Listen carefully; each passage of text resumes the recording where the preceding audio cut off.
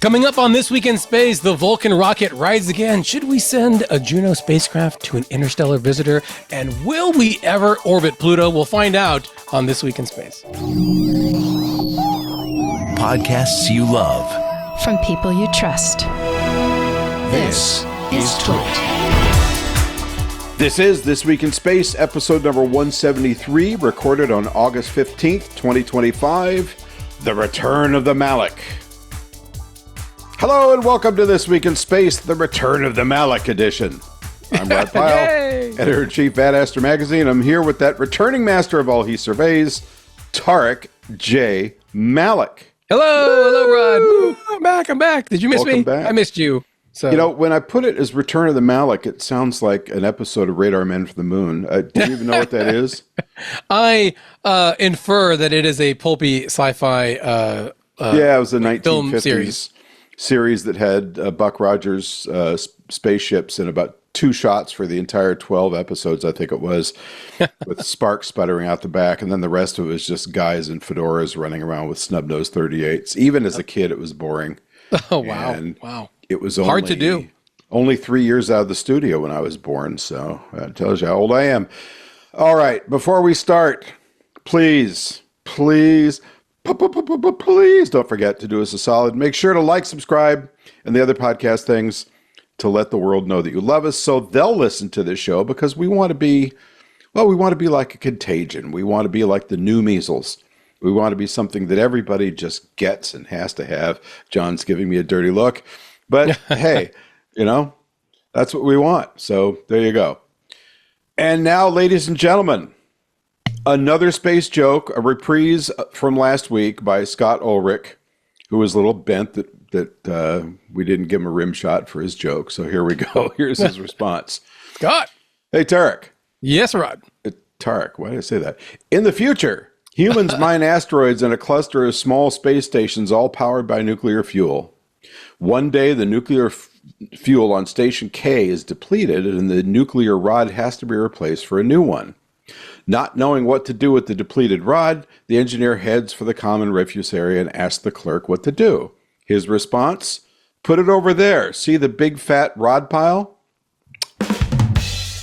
Oh, I got it. The joke's on you, Scott, because I've lost 40 pounds in the last year, but fine. There, you've gotten even with me. I thought it was like rad pile, like a radiation. Well, it is, like because actually the rods are the control rods that you put in to slow down the reaction. Ha ha! We got you, Scott, and it came from Tariq, not me. All right. Now, I've heard that some people want to thrust control rods into us when it's joke time on this show. Ow. But you can help. Send your best, worst, or most different or insulting space joke to us at twit.tv. Nuclear Rod should be your new band name, by the way. Band? Right? Me? Yeah, I don't think so. I had a rock band when I was 8, and the Beatles were the hottest thing, and we called ourselves the Rat Finks. Alas, it went nowhere. Okay, now, on to headline news. Headline news. Now, our first headline is Tariq's trip. He has just returned from the blustery, scorching equatorial region of Singapore. How was your trip, sir? It was great. I come to you from the future, Rod, because that's right. Yeah, Singapore is 12 hours ahead, so it's tomorrow over there right now. So, but no, it was great. I had a nice 2 weeks off. Didn't look at work at all. Yeah, I noticed. Was nice. Rod was desperately waiting for me to get back. I listened to the podcast. I thought last episode was great. The one about Mars terraforming, that was really exciting. And then the UNUSA before that was also great. So I think you did fine without me, Rod. I was worried you wouldn't need me when I came back. But it was nice. We celebrated National Day in Singapore while we were there. So that's a big deal, huh? It was their 60th anniversary, and that was interesting to celebrate that kind of a holiday in another country. So it was really, really fun. There was fireworks. We had lots of food, lots of sales too. I got some shoes for $60. It was great. The last National Day type thing I did was in Norway, which is, there were costumes and bands and all that, but because it's Norway, and I loved being in Norway, but the people are a little more buttoned down than they are in a place like Singapore, I think. So it was kind of a very serious sort of holiday. At least that was my impression. I was only in Oslo, so who knows what it's like nationally. How was the weather in lovely Singapore? It was very hot. I mean, Singapore is a tropical country, so if you don't, I mentioned, I said off screen earlier, I went to the gym almost every day, and if you don't go out to exercise before 7, it's too hot already because it's in the 90s like almost every day and almost 100% humidity. So got caught in the rain a few times, a lot of rainstorms, like thunderstorms around like the afternoons. But overall, it was a lot of fun, and it cooled off a lot near the end of the trip, which was very, very welcome after like a week and a half of sweltering temperatures. But it was a lot of fun. We saw a lot of history stuff, and what I really like is when we go there, there's a lot of space themed stuff that you wouldn't expect. So you can go. There's like a credit card company and want you to sign up for them, and it's all space, or there's like a local design artist house where they're selling lots of really cool design stuff.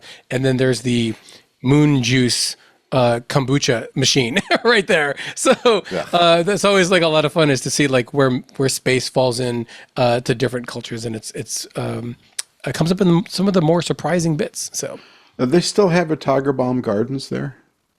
Tiger Balm. I'm not certain if I saw that there. Like, if it was at a sponsored gardens. Well, mind you, as I've mentioned before in this show, my last visit to Singapore was 1980, so it may very well be gone.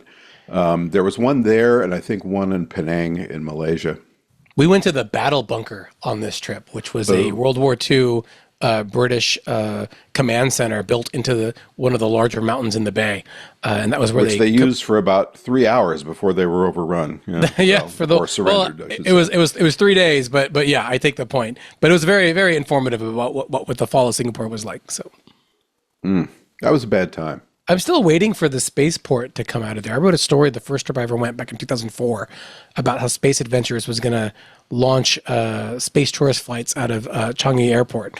And with that rocket plane they were building way back when, remember that? Everybody was building rocket planes at one point. Back in the early aughts. And the shuttle's the only one that really worked. And Equatorial Space, I wasn't able to catch up with them. They were based out of Singapore. They may have moved to Australia, but I wasn't able to catch up with them on this trip, so it's too bad.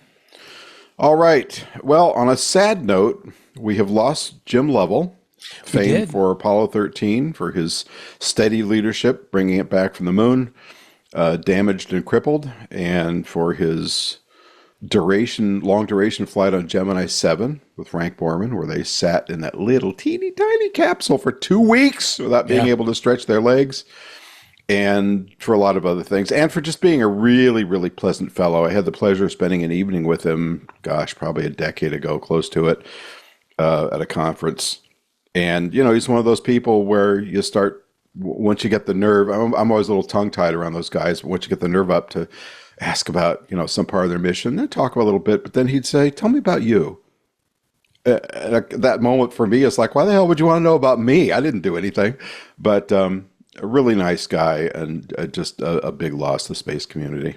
Yeah, I was really sad to hear that. I saw Buzz Aldrin's kind of in memoriam post on social media, and was really sad to hear of his passing. I don't think I've actually ever had the pleasure of meeting him in person, ever.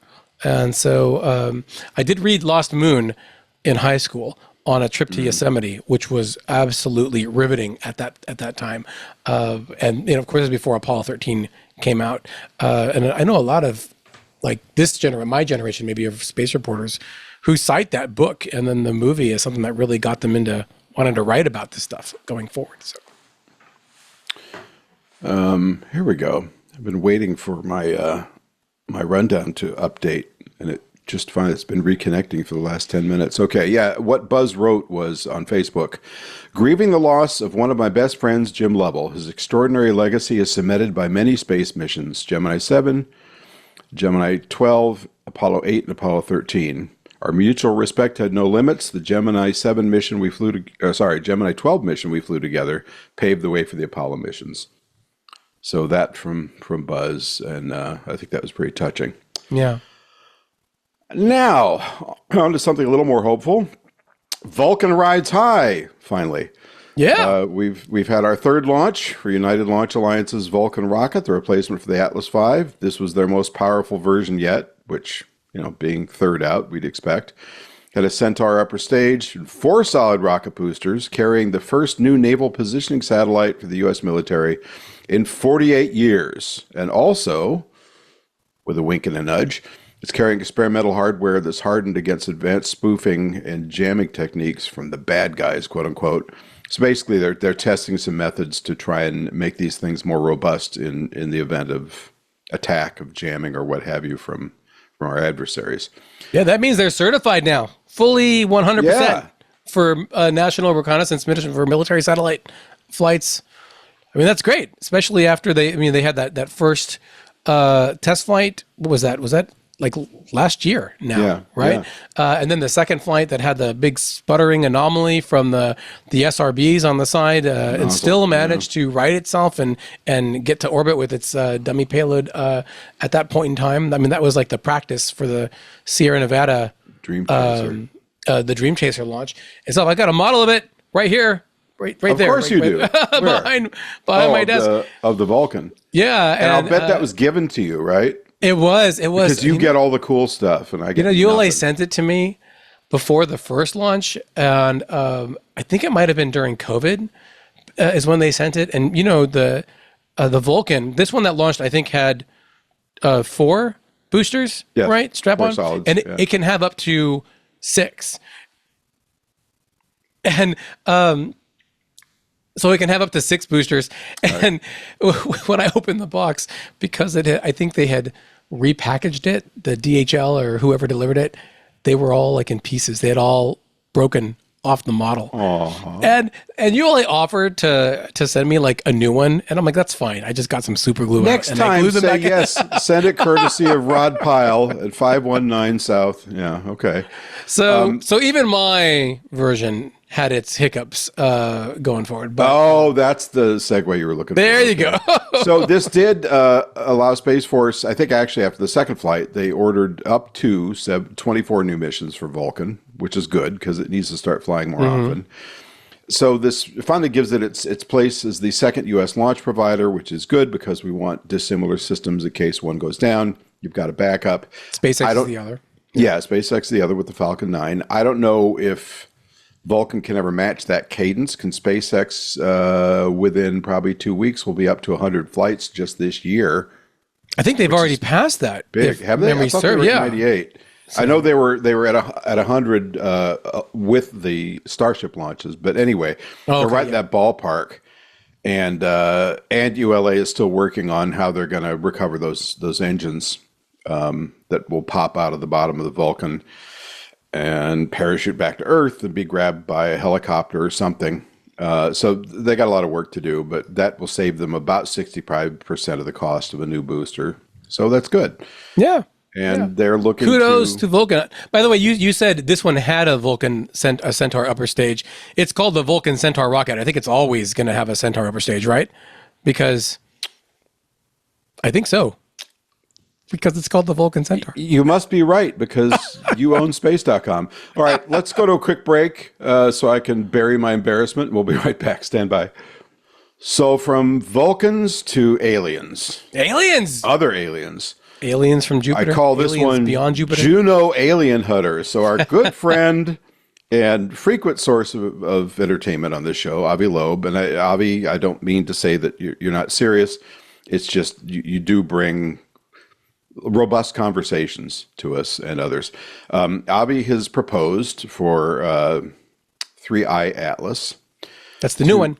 That's the new interstellar object slinging through the solar system. Has proposed repurposing an existing NASA probe, perhaps Juno, which is now orbiting Jupiter, nearing the end of its life at Jupiter within, what, I think a year and a half? Well, I think if the budget goes through, it's on the chopping block. So that would be, so this is, its days are numbered one way or another because it's supposed to be shut down. This would be a way to repurpose it, but of course that's going to require money. But the idea would be to redirect it with whatever remaining fuel it has to go do the best intercept trajectory it could so to get a closer look at 3i Atlas.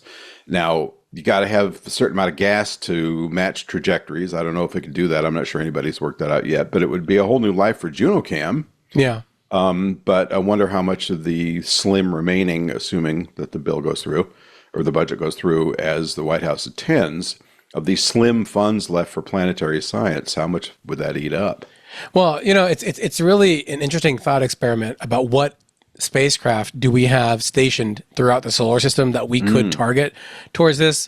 But I think I would love to see us slingshot by it, but it really does feel like a long shot. It's nice that they were even looking at it because, as they point out in this Houston Chronicle article that you had found, the 3i Atlas is moving something like 37 miles a second, really fast. So, even catching up, you're talking about some kind of long distance flyby where you're going to have to be zooming in, get the camera ready and all of that. And you are right. That takes like a lot of money. And the fact that the agency is looking at shuttering it because of the cuts that they're facing on the planetary science side really don't bode well for that kind of mission. However, the European Space Agency is planning an interstellar probe, basically a mission where they would put a spacecraft in a sun-synchronous orbit as like a reserve standby sentinel, right? Yeah, and so then if we have another one, they would be able to just send it at a moment's notice to start that type of a process. I think that's a better approach, but maybe you want more smaller versions of them so that you could have a bunch of them out there. So because you don't want to miss these opportunities when they pass by. But man, you'd have to launch something like 50 miles a second just to get there, So Elon, step up. You came from an alien spacecraft, and now you can, by proxy at least, return to an alien spacecraft. So that's my vote. If anyone had like the potential to be able to launch that kind of mission, I would put it on SpaceX. They just announced today, hours before we started recording, that they're going to launch their 10th Starship later this month, next weekend. As we're recording, August 24th. Mark your calendars. It's going to be a Sunday night launch. They're lucky that Sunday Night Football is not running now because they'd have to fight for an audience, I guess. So, gosh, I guess that means the lunar lander is just around the corner. We'll see. Far be it from me to criticize anybody who's done as much as he has and people in the industry in general, because it's very hard. It's very easy to criticize them, but they really need to step up the pace. There is a news story, by the way, in the New York Times today. It was the headline story this morning. I'm not sure if you saw it, about the fact that they're me in New York Times. Well, I'm just saying it's all about SpaceX and their taxes, and how because of recent legal shifts during the first Trump term, where they removed the deadline about when you can, like when your financial losses as a company can be applied, that you can basically keep applying them in perpetuity. So the fact that SpaceX was able to cite $5 billion in losses prior to that, after that cap was removed, means that they don't have to file any income taxes. Now, it's a very interesting read. I don't know how exact it is, because SpaceX is a private company, and all of their, they don't have to report out like a normal public company would have to with their quarterly returns. But it's a very interesting story about like the financial side of how these companies work and how they have to pay taxes as well. If only I could take a page from that playbook. All right. Speaking of the outer solar system, that's a pretty cool segue. Back to Pluto, question mark. I love this story. NASA's pondering a new mission to the last planetoid in the solar system called Persephone, not the planetoid, but the mission. You called it a planetoid and not a planet. Well, Shame. Trying to split the difference. I didn't call it a dwarf, okay? I called it a planetoid. So that kind of covers everything. So Persephone, if funded and flown, which is, that's a bit of a Hail Mary, would have to operate for up to 50 years to fulfill its full mission package. And unlike its predecessor, New Horizons, however, which was a quick flyby, Persephone would go into orbit around Pluto for about 3 years, which means they can map the entire planet. One of the key targets they have is to determine if there's possibly a warm surface ocean on Pluto, as we've found on so many moons in the solar system, in the outer solar system, because Pluto's moon Charon is so large. Charon! Stella is so large that it's thought that the tidal forces in this might keep an inner ocean liquid enough and warm enough, not just to be liquid, but maybe even possibly have life in it. So there's a lot of maybes and sortas and kindas and going on there.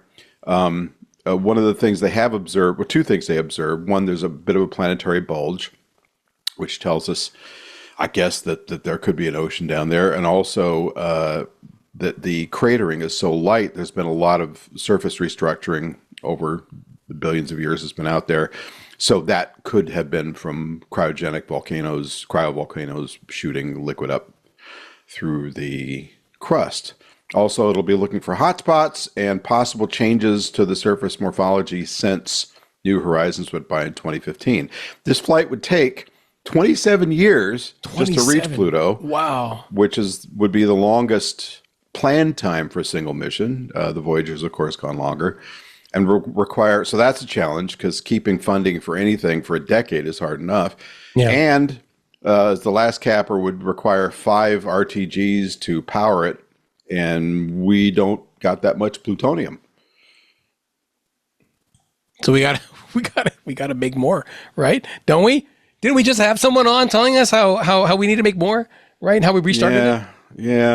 Yeah. This was a really interesting I think study. Russia still got a bunch. We could. Well, never mind. Go ahead. Well, we'd have to be partners again. Yeah. No, this was an interesting study because this was written by my friend and colleague Nola. Pardon, I was going to say Nola Taylor Tillman, and she actually went to the 10-year anniversary conference of the New Horizons mission, the flyby, back in 2000 and man, it's hard to believe 2005 was when they did that. 2015. I thought it was 2015. I can't add 10 years. Malik, sheesh. but it's hard to believe that it's only been 10 years since then, or that it has been 10 years since we did that last. Because I remember being in the audience when they unveiled that first photo from the flyby, the first close-up one, and on Instagram, no less. It was July 14th, 2015. 2015. Get your decades straight. Get my decades right. Oh, this is why I'm not an astronaut, Rod. Right? At least this is why we aren't astronauts or scientists or engineers. But it was really fun. Because they actually, there were so many different studies about what they've learned from that mission, what we could learn, and the fact that we have, like you mentioned earlier, that baseline now, Pluto being explored from 2015, from the flyby, all the photos, the maps, the new areas that we have close-up imagery of. Then you can compare how that changes and evolves over time. I guess in 40 years, right? If another, because I imagine it would take a decade to build as well. But Alan Stern, the PI of New Horizons, we've had them on the show, a friend of the show, obviously, has been talking about an orbiter almost immediately after that flyby. Like, now we have to go do this. And Persephone, the queen of the underworld, if you will, feels like that next logical step. So I would like to see that happen, because that's a really cool system, like, of its own. And it feels like if you have a spacecraft in orbit around Pluto, that is now a bit something that you could repurpose to look a little bit deeper into the outer solar system too, as like a station when it's not busy doing reconnaissance work on Pluto and its 5 moons. Well, and they did mention that after the 3-year prime mission, they would like to have the option to continue on to the outer solar system and look at some Kuiper Belt objects. So that's there as well. All right, let's take one more quick break, and we'll be right back. Stay in your place. Here's one I like to call a regenerated virgin. Is that Kaplunk? Are you making a body joke there? Not me. This is a family show. My mom listens to this show. Rod, come on. Well, what better? Virgin Galactic may ride again in 2026. Construction of their Delta-class spaceplane, replacement for their previous spaceplane, is proceeding apace. It was recently delayed from 2025 to 26. But, we really, I don't think, know a whole lot about its status, except that what they're saying. I guess the thing that leaves me scratching my head, just looking at their business model, unless it's changed, is how they're ever going to get into profit with the tremendous backlog of, they've got people paid up for flights, hundreds of them. and so on and so forth. This thing's going to have to really, no pun intended, take off, fly frequently, and spawn a bunch of twins, right?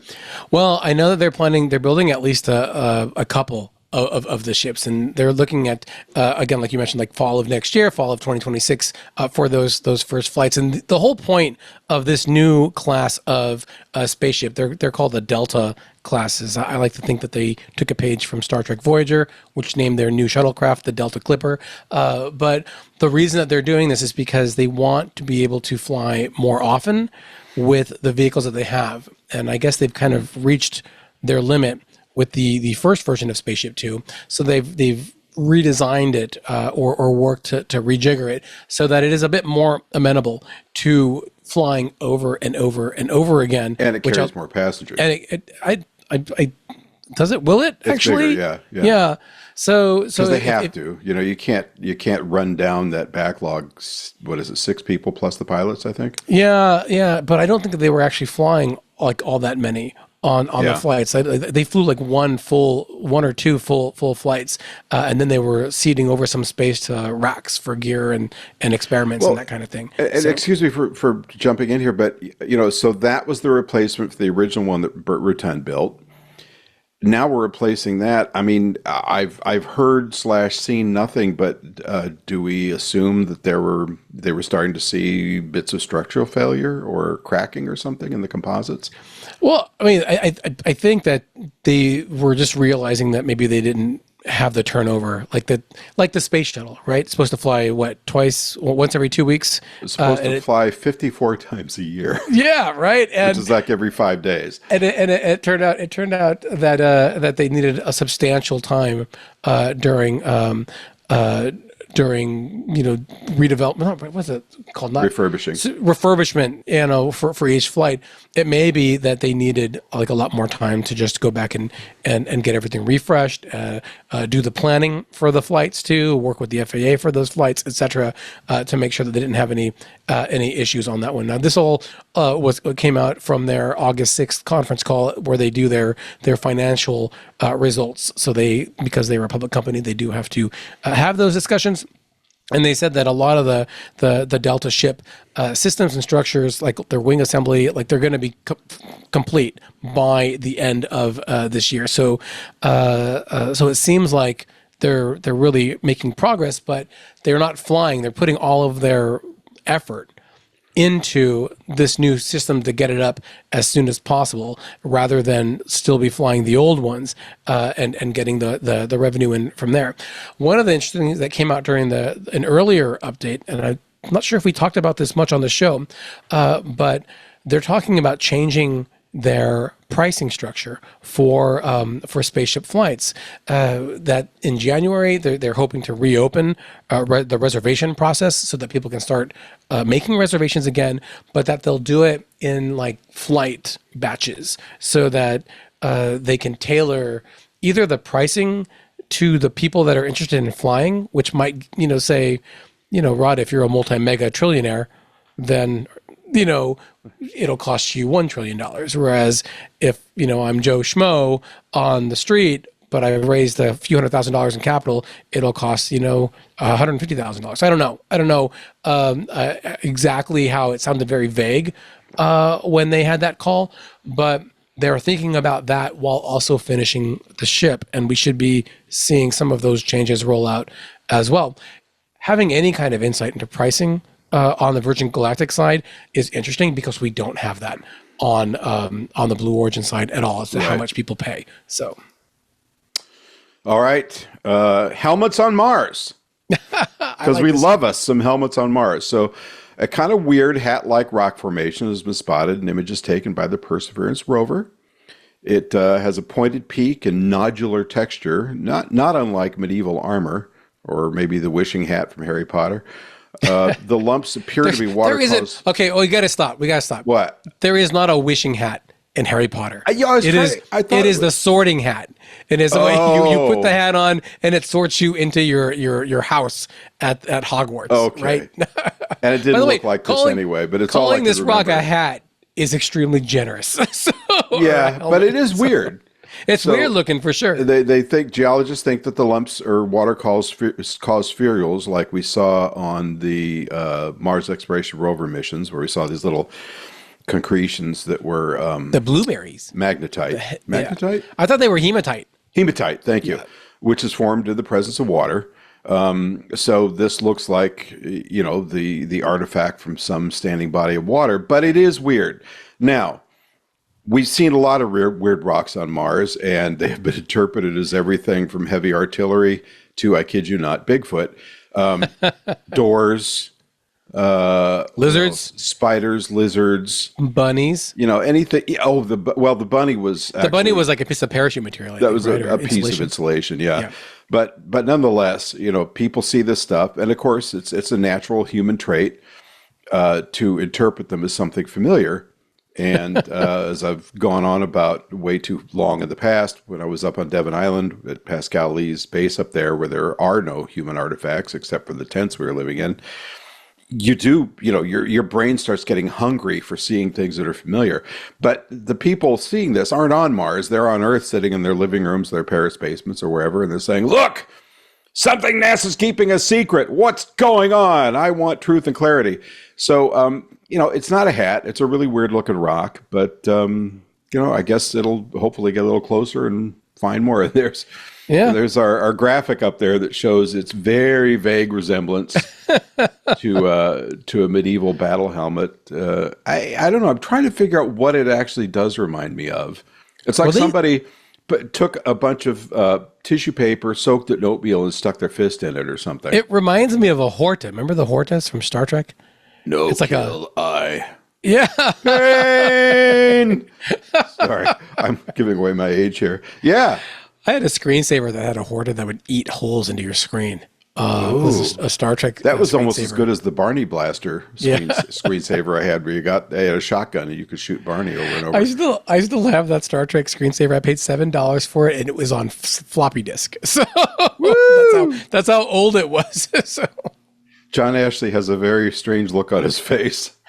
I think the floppy disk. I'm looking at the Horta. I was like, oh, that's Horta? We should mention that Hortas are like they're silicone-based rock creatures that lived inside caves on an alien planet in the original series, and they were like lumps of living rock.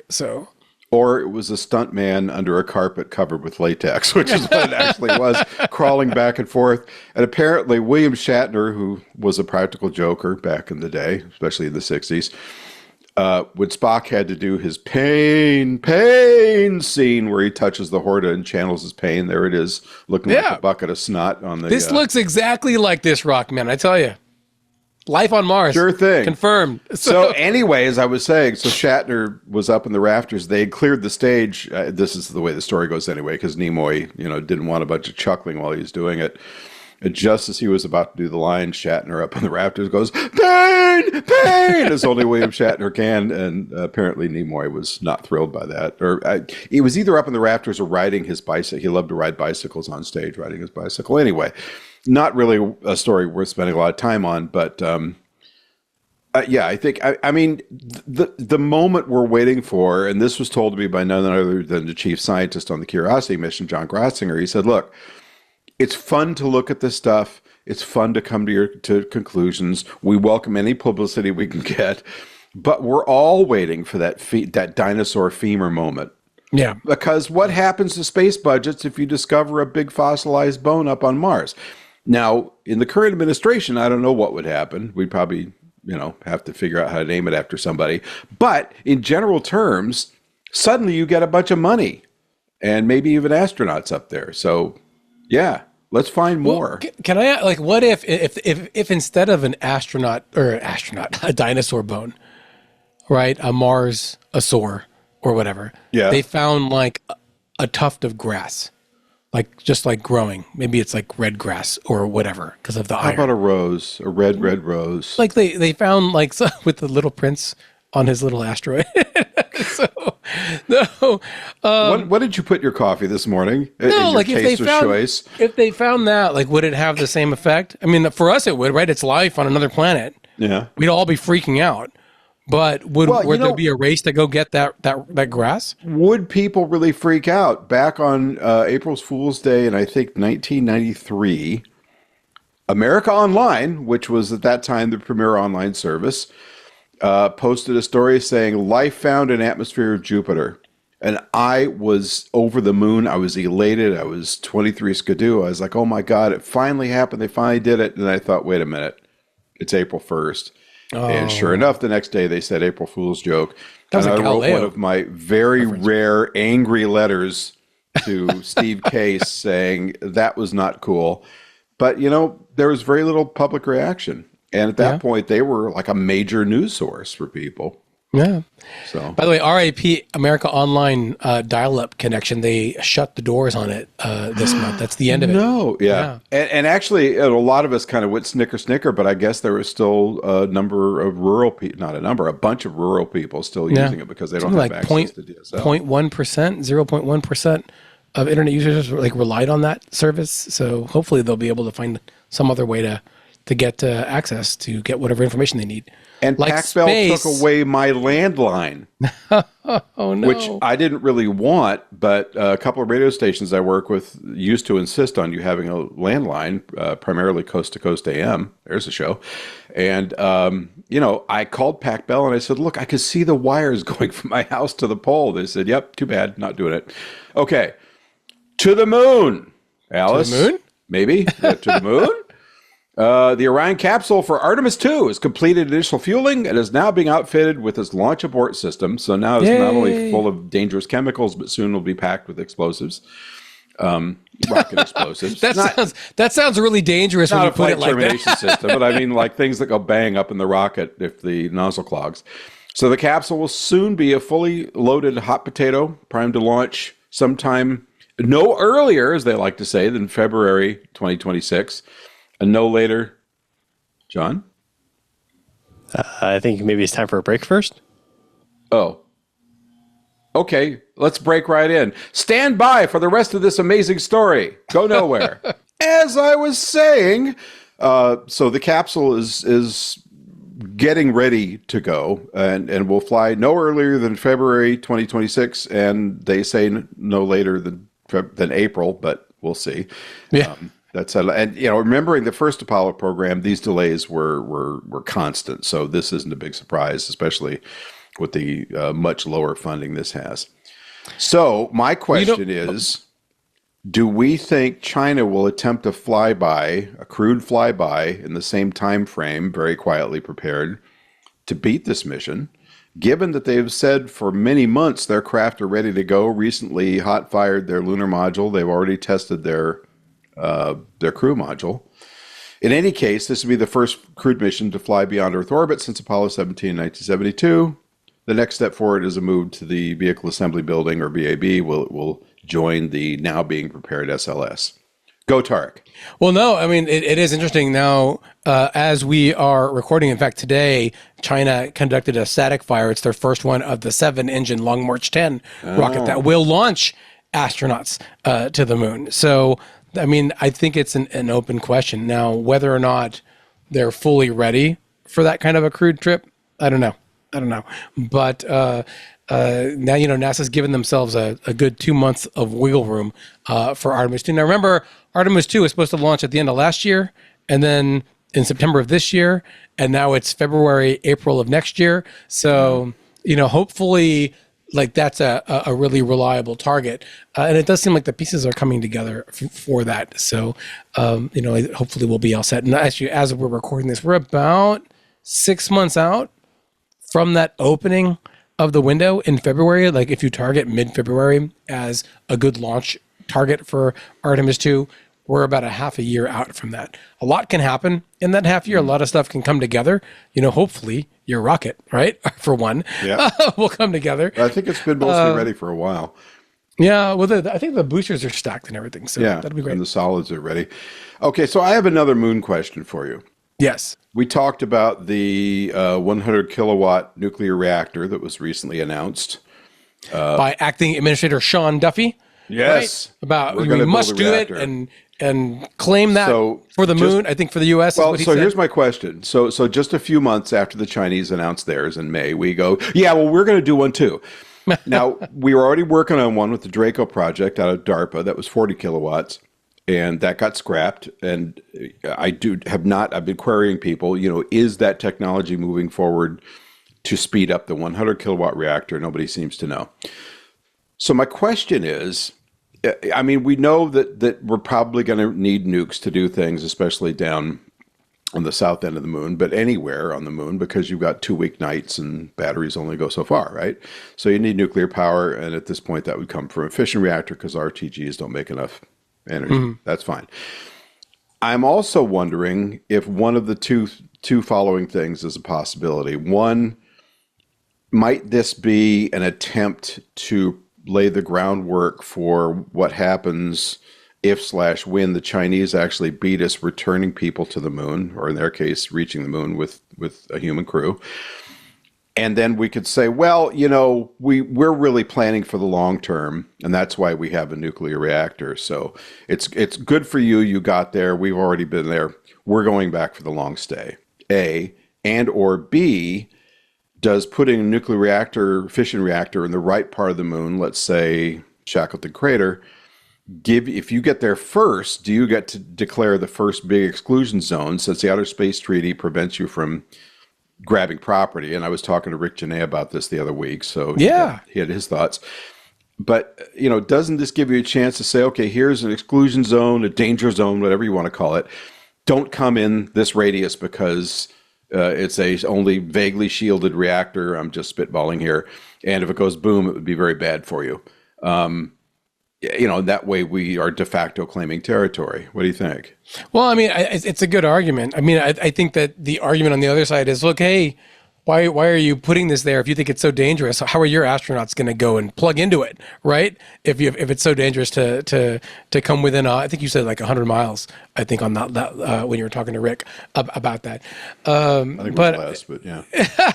So I think that it does. I mean, the knowledge, or the interest is certainly there. I mean, you saw from Duffy's statement about having to go and claim this for the United States or the American conquest. Yeah, it's conquest of space. That is Welcome what to 1950. The effort is to put this on there so that they can just say, this is our space now because we have this thing here and you can't use it. So, but if they're really going to back it up with money, the question for all of this is, are they really going to back it up with money? Yeah, it's one thing for him to say it, for them to put it in a letter to say, go do this thing, but are they really going to pay for it?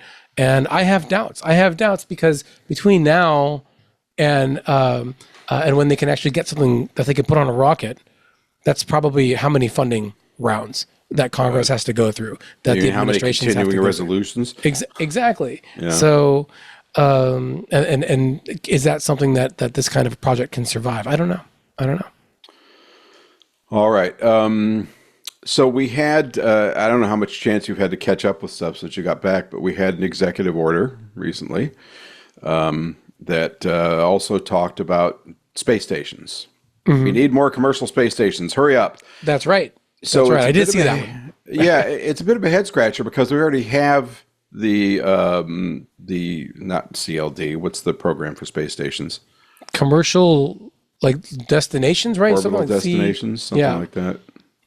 CD. Anyway, we have a NASA-sponsored program for Axiom and Voyager.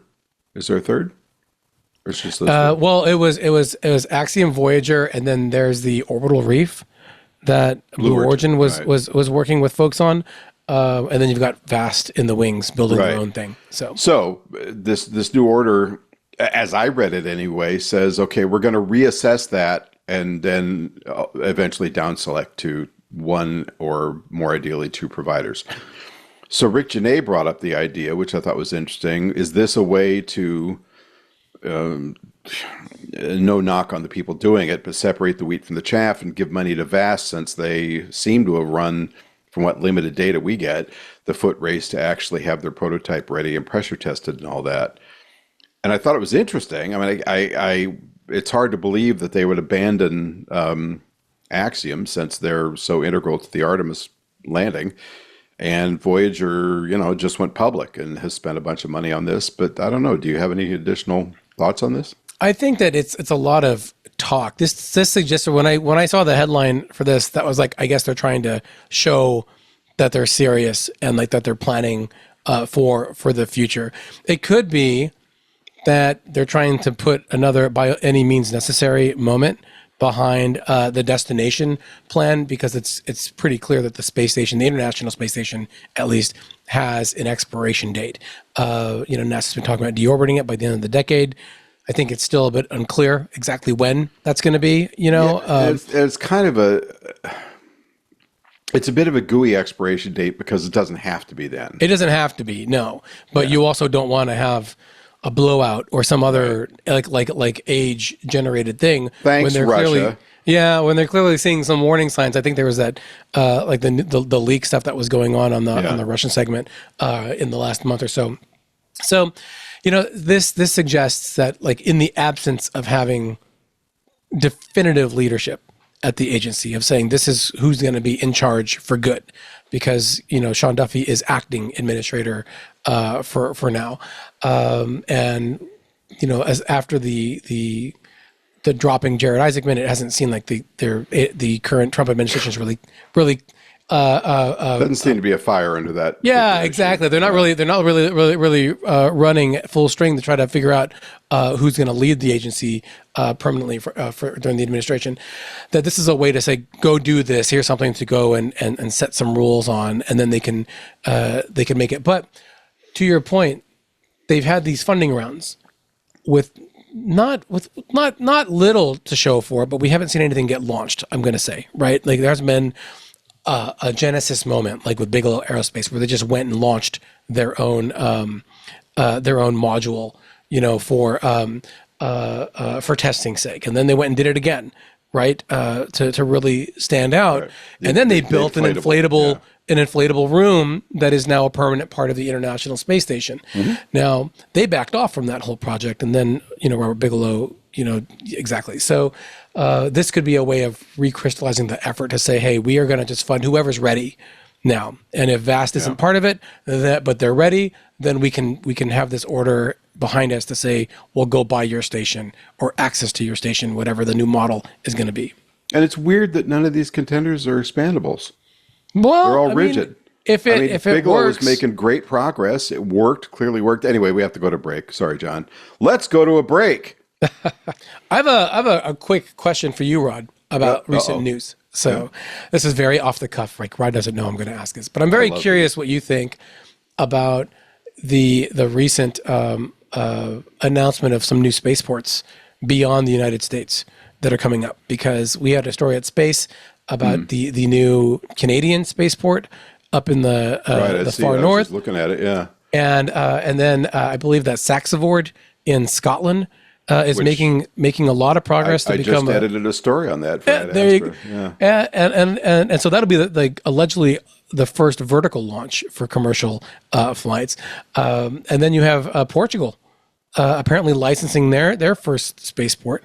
I just saw this today, so I don't know too much about their effort too. But I'm very curious what you think about the rise of new European spaceports, given the push for commercial stuff in the United States. Well, I look at Spaceport America, and every contemporary picture I see of it is a building standing with naked tarmac in front of it and nothing going on. And I just wonder, is there enough business to support these things? And of course, the notable emissions are places like Guyana in South America, which is coastal to the East Coast, and the East Coast of Africa, equatorially, which is a brilliant place to launch rockets. But of course, you have to work out things with local governments and all that. But so the executive, was it the executive order that also talked about spaceport construction, I think? Oh, I could be wrong about that. I didn't see too much about that. I only knew about the space station. I think that was part of it too. No, it was another recent document that is trying to streamline. They want to move the Office of Space Commerce away from NOAA and under transportation or something. I've got all the stats around here somewhere. But anyway, it's, hey, let's speed up building spaceports because not only does that let you launch rockets and there's business in that, but it also helps support the businesses that do that. And they tend to cluster in those areas and more people get jobs and it's all good for everybody. But this feels a little bit like that sucking sound that will be created when Starship starts flying multiple times a day. And they got to find cargo to fill up that thing that's the size of the International Space Station inside. So, do you have enough business? I mean, we've seen what Europe is doing in terms of launch. It isn't much. There are small companies lining up to join the queue, but I don't know. What do you think about? I think it's exciting. Pipeline. I think it's exciting. I mean, having more players might give smaller companies more access, right? I know that like Equatorial Space, for example, I mentioned them earlier on the show, out of Singapore. When I went to go meet them, they were working in an industrial park in Singapore and hoping to have a launch site somewhere. Now, I believe that they found a place in Australia, and that's what they're working for. But I know that they were like trying to figure out where in Singapore or like the nearby area could we find a place to do it. And the more companies like that having a place that's closer to them rather than shipping something all the way to South America to like the Guyana Space Center or all the way up to in terms of sounding rockets to Sweden. Right for their spaceport up there or Alaska, would probably be very, very helpful. So and maybe that there's some companies that will just really be able to stick. But we saw, for example, with what was the other one? Was it the one that was in Cardiff, Cornwall, with the Cornwall spaceport, where their anchor customer was Virgin Orbit, and then that they shut down after the first failed launch, right? Or second failed launch. And so they weren't able to make that work. And to your point, like Spaceport America put a lot of stock in Virgin Galactic, a lot, as being a flagship customer. And I don't think it's really turned out the way that they had hoped that it would. Now, they still have spin launch, and they also do a lot of sounding rocket work out of there. Aerospace used to launch it. Went away. The one that with the big spinny thing that does the centrifuge. I just done an article on them, and then I read about a month later that they were shutting down. No, that breaks my heart. So. Yeah, no more fastballs into space. Hey, before I forget, I would be remiss if I didn't mention that Moose Espionage on Discord questions our 0.1% quote about dial-up. He says, with 100 million households in the U.S., that's still 100K households. No. This article in The Guardian states there is still 175,000 dial-up users. I wasn't trying to, Moose, I wasn't trying to belittle or say that it wasn't that many people. I was just, that was what I think the article had said, was that there was 0.1% of people still. But it was, to Moose's point, it's still like thousands and thousands of people, hundreds of thousands of people. So okay, Moose, you got your on-air apology. I'm sorry. I have fond memories of the dial-up noise, of all of that, and then getting into trouble when people call your house and they either kick you off the internet or they. My father once called a house from overseas and couldn't get through because I was like on America Online for $6 an hour. I don't remember how much it was. I thought it was $20 a month. It was either $6 or $8 an hour, and you got floppy disks and everything from your local newspaper to a bag of tomatoes at the market. I mean, they were constantly showing up. And then, small aside, then I got my floppy disk set for eWorld, which was Apple's attempt at having their own online community. Mm-hmm. They basically licensed the back end of AOL, but they put this very cool kind of cartoonish front end on it, and they put bots in all the chat rooms and so forth. And I really liked it. The problem was the only thing in the chat rooms besides you was a bot most of the time, and it just never really took off. And I miss eWorld. So, John Ashley. Hello. We have never asked you if you would fly on Virgin Galactic or Blue Origin. God, no. Wow. He said no. Wow. Want to think about that for a second? Yeah, I did. God, no. Okay. Because Tariq and I would both take Blue Origin's rocket, right? Yeah. Well, we I take like either, it. but yeah. However, I would not want to be on the first flight of the Delta. I would like to have my own personal spacesuit though, like an orange one. I think it'd be cool to have an orange one instead of a blue one, because they're both blue. Blue Origin and Virgin Galactic, I think they're both blue. They're jumpsuits. So you're such a contrarian. Well, yours would be patterned after some video game character, right? Well, no, I think it's a nice orange one. Although there are nice orange spacesuits in Fallout 76. I think a fluorescent pink. Starfield. Yeah. Yeah. Yeah, I could see that. Because there's been orange ones. The shuttle had orange ones. You need something different. Yeah, I could see that. I want an Apollo AL-7 EVA suit. Be the clunkiest thing in the room, but it would look cool. Well, do we have anything else? I have like an aside. I was thinking, we were talking about internet access, and I'm just like remembering the days you had to have a service provider before you could actually access the internet. Remember, you would have your dial-up connection and your DSL, but you also had to have a service provider like America Online or CompuServe or Net. Oh my gosh, the first big one, Net something, Netscape. Judy on in Netscape Discord was a has it. browser. So no, but you I think I remember signing up for Netscape for a while, but then my friend gave me like a free one, but you had to have their ads in the browser at the top to be able to get your extra minutes or whatever it was online. So, and then that all went away. That all went away when we got the first wireless connection or whatever. So Wi-Fi, DSL. Thank God. Yeah. All right. Well. Imagine how that frontier in space, right? You're on a moon base, but now you have to like choose between Starlink and whatever the other Starlinks are going to be. You know, it would be 15K dial-up. Actually, on Discord they're saying it's Net Zero and Netcom. It might have been Net Zero. Remember, it had the ads on the top of the bar, and you can never get rid of it. So for you people that wouldn't spend real money. All right. Some of us were like baby reporters living in a studio apartment with a fold down bed out of the wall, right?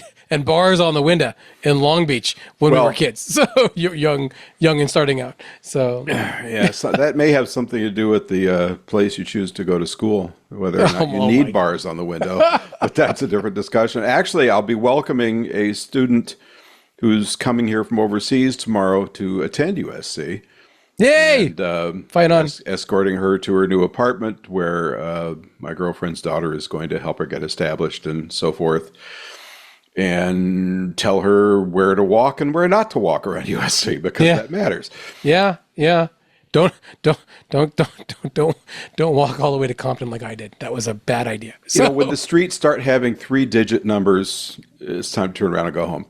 Speaking of 3-digit numbers, I want to thank everybody for joining us today for episode 173 that we like to recall Return of the Malik. Woo, I'm back. Speaking of the Malik, Tariq, where can we refresh our memory of what you're up to?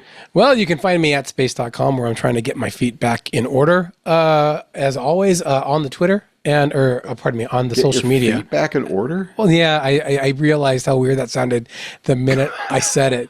And I mean my feet back under me, right? Or get my things back in order. Your feet back under all 215 pounds of you. Very good. I'm still jet lagged, man. Like, I don't blame you. It was a long flight. But you can find me on the social media at Tariq J. Malik. And this weekend, I'm making a costume for my daughter for a convention coming up. So I'll be doing that for a lot. Costume of what?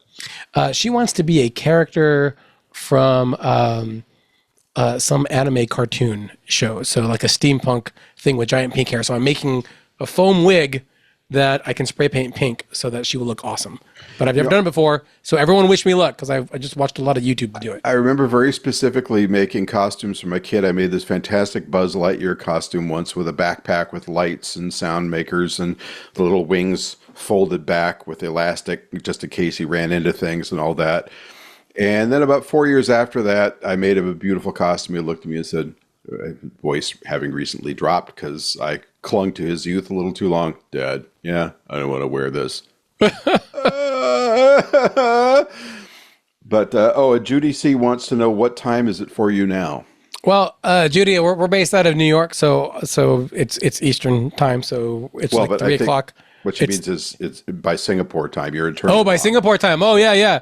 It would be 3 a.m. for me, like right now. But we did get back about more than a day ago, so I slept a lot of yesterday. So no more whining. All right, and you can of course find me at pilebooks.com or at astromagazine.com. And I did actually look at my website the other day and thought, I haven't updated this a couple of years. I probably ought to get around to that. Speaking of updates, you can always drop us a line at twist@twit.tv. I'm just banging through the segues this week. I was going to say, is it as old as dial-up? Twit.tv. Bing, bing. We welcome your comments, suggestions, and ideas by whatever venue, whether it's dial-up, DSL, or fiber. And we will answer all our emails. New episodes of this podcast publish every Friday on your favorite podcatcher, so make sure to subscribe, like, tell your friends, give us reviews, say it to the world, say it to the mountain. We'll take 5 stars or 5 of whatever currency they prefer. And finally, as I say every week, don't forget, we're counting on you to at least consider joining Club Twit this year.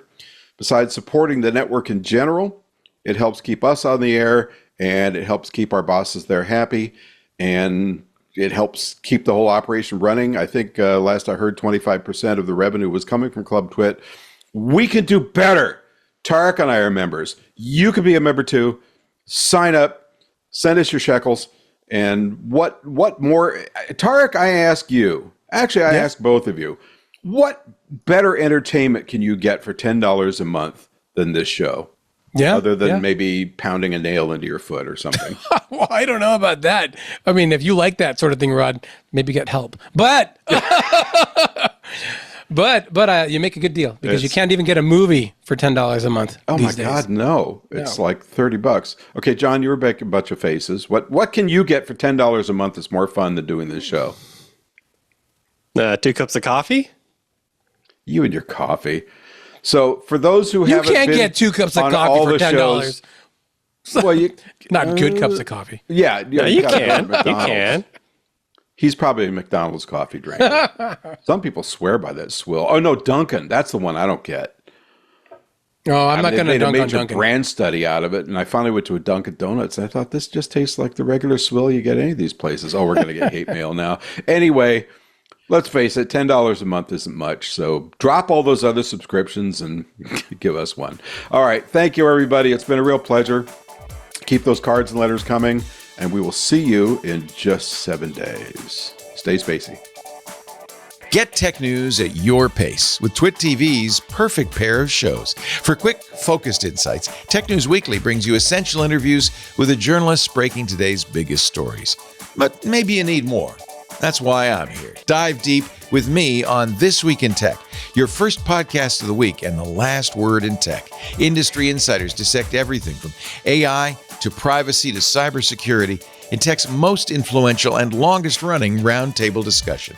Short or long, streamlined or comprehensive, Twit.tv keeps you well-informed. Subscribe to both shows wherever you get your podcasts, and head over to our website, twit.tv, for even more independent tech journalism.